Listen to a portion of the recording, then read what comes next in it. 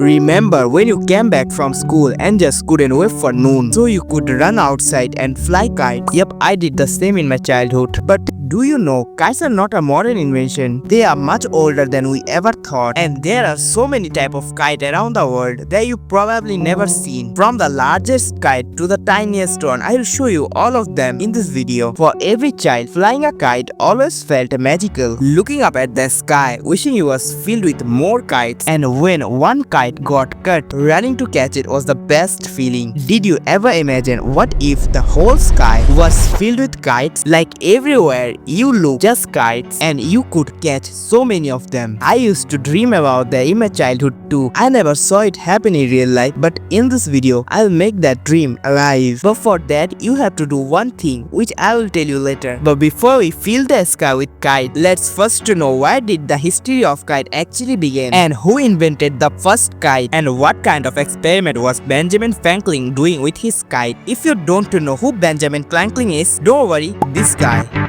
We will know everything in video. Nearly 3000 years ago in China, people invented something that would change the sky forever. The kite. And no, it wasn't made for kids on a rooftop shouting when a kite got cut. Back then, it was serious business. You might be wondering, serious business? What does that mean? Kites were used for many practical and ceremonial purposes. Military signaling, different shapes, sizes, and patterns helped send messages to soldiers over long distance. Measuring and surveying. Kites were used to study distances, topography, and enemy territory for planning purposes. Military training. Controlling a kite taught soldiers skill, focus, and coordination. Ceremonial and religious uses. Kites were flown to scare away evil spirits, bring good luck, or celebrate festivals. China had all the perfect materials lying around. Bamboo for strong yet light frames, silk fabric for the sails, and high tensile slick thread for flying lines. The earliest Chinese kites weren't even bowed like we see today. Many were flat and rectangular. Some even had whistle attached. So when they flew, they made spooky ghost-like sound in the sky. Imagine standing there, hearing your kite whistle at you. I think it's judging my life choices. From China, kites started traveling across Asia to Korea, Japan, Myanmar, India, Arabia, North Africa, and even the Pacific Islands, including Easter Island. Some places like Malaya and South Seas already had their own kites made from leaves. So now the question is, who invented the first kite? Maybe China, maybe the Pacific Islands. But one thing is clear, humans everywhere had the same idea. Let's tie something to a string and make it fly. The truth is, we don't know exactly who created first kite. There are no single inventor recorded in history. It likely appeared first in China over 2500 years ago, and similar ideas may have arisen independently in other places. But even without knowing the first inventor, kites become a timeless symbol of human curiosity and creativity that we are going to know about later in the story. But one thing I have to say, China is so creative. They look at a stick, some paper, and thought, yeah, let's make this fly. And obviously they did. Moving to Asia,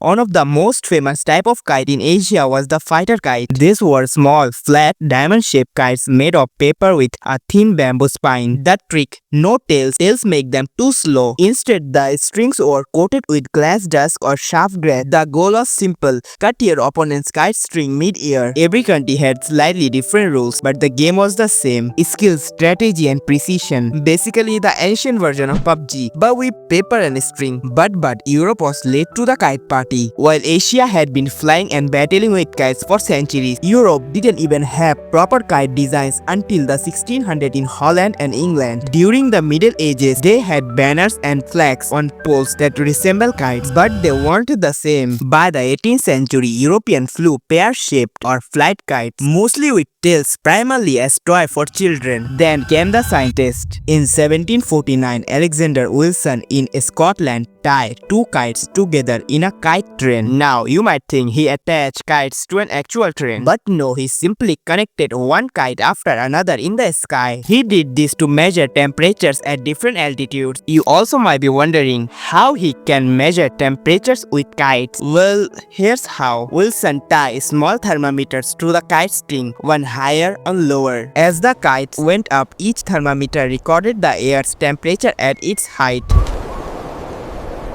When the kites were pulled back down, he checked the thermometers and compared them. That's how he figured out that the higher you go, the colder it gets.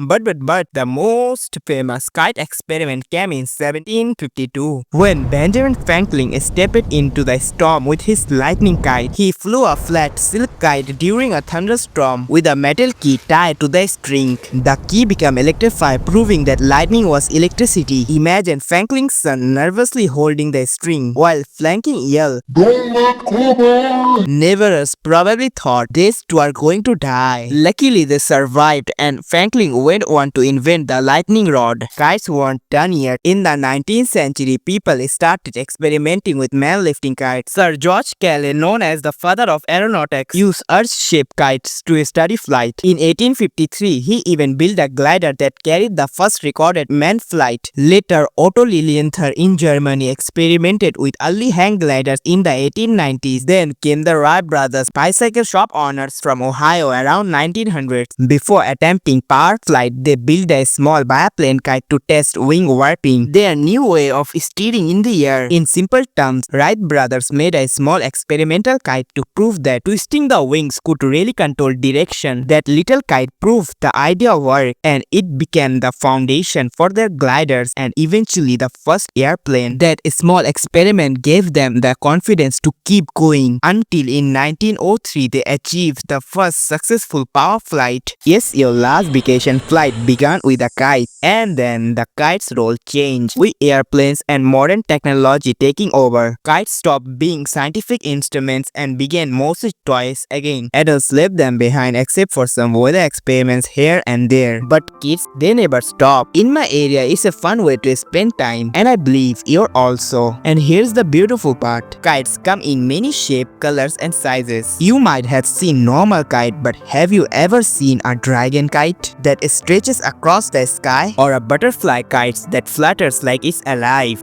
There are kites shaped like birds, superheroes, and even big octopuses that move with the wind. Each kite is special and flies in its own way. And most importantly, do you know which kite is the tiniest and which one is the biggest? But before that, can you guess the size of the largest kite? If you know, share it in the comments. The largest kite ever flown stretches over 1,000 square meters. That's bigger than some houses. Meanwhile, the smallest flyable kite is only a few millimeters wide, tiny enough to rest on your fingertip. And here's the mind-blowing part. When you compare their areas, the largest kite is about 15 million times bigger than the tiniest one. And trust me, you won't believe what's coming next.